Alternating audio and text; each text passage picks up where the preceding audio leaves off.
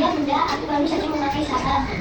Ya ampun, sampai sekarang ke sekolah.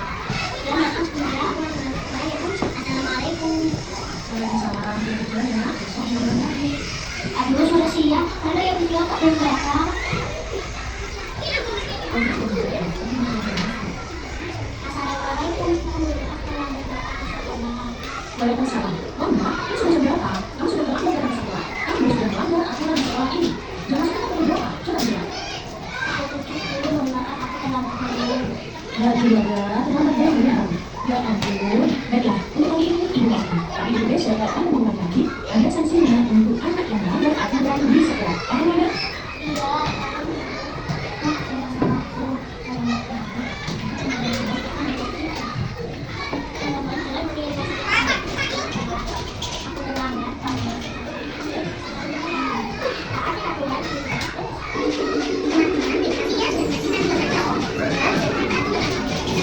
Iya.